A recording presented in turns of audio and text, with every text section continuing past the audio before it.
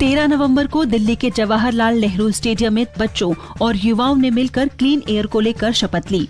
Integrated health and wellbeing council द्वारा आयोजित ये अपनी तरह का पहला आंदोलन है, जिसे लगातार प्रदूषित हो रही हवा और उसके दुष्प्रभाव को देखते हुए शुरू किया गया है।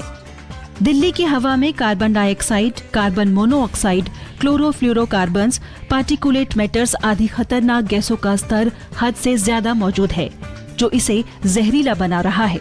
सर्दियों के महीने में दिल्ली में हवा की गुणवत्ता जोखिम श्रेणी में आ जाती है, जो कि चिंता का कारण है।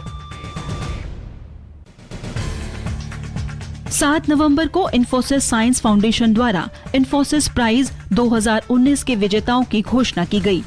ये विजेता 196 नामांकनों में से चुने गए थे और यह घोषणा इन्फोसिस के बेंगलुरु कैंपस में की गई।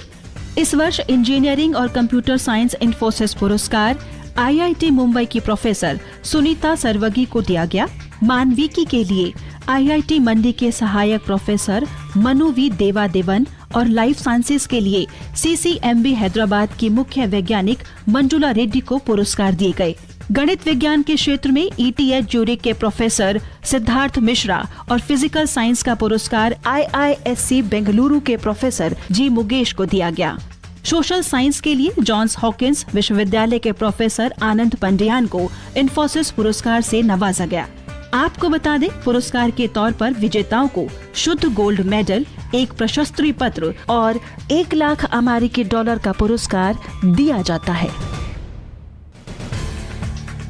पृथ्वी के तापमान में अगर इसी तरह इजाफा होता रहा तो इस सदी के अंत तक एम्परर पेंगुइन का अस्तित्व खत्म हो जाएगा। Woods Hole oceanographic institute के अध्ययन के मुताबिक जिस तरह से ग्लेशियर पिघल रहे हैं, उससे एम्परर पेंगुइन के प्रजनन पर बुरा असर पड़ रहा है। वहीं समुद्र में खत्म हो रही बर्फ से पेंगुइन के आहार के स्रोत पर भी प्रतिकूल प्रभाव पड़ा है।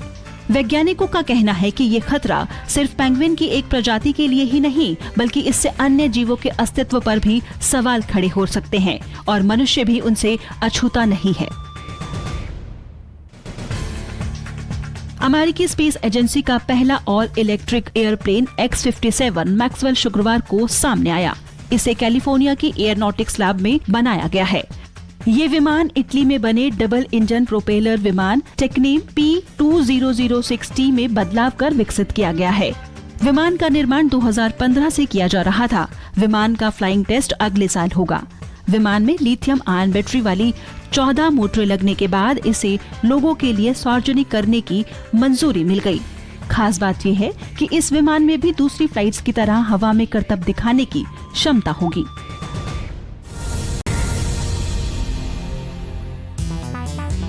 अठारह नवंबर 1906 को अमेरिकी बायोकेमिस्ट जॉर्ज वाल्ड का जन्म न्यूयॉर्क में हुआ।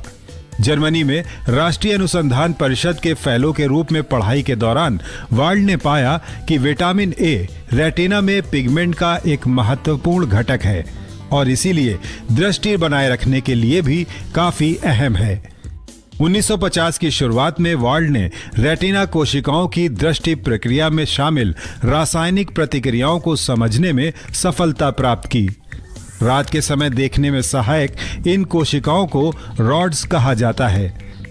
जॉर्ज वाल्ड ने ही सबसे पहले पीले, हरे, लाल और नीले रंग के प्रकाश के प्रति संवेदनशील दृश्य वर्णकों की पहचान की।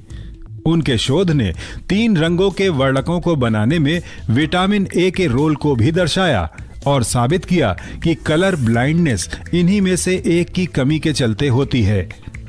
वाल्ड को उनके अनुसंधानों के लिए 1967 में चिकित्सा के क्षेत्र में 2 अन्य चिकित्सा वैज्ञानिकों के साथ सम्मिलित रूप से नोबेल पुरस्कार से नवाजा गया। 19 नवंबर 1997 को कल्पना चावला अंतरिक्ष में जाने वाली पहली भारत में जन्मी महिला बनी।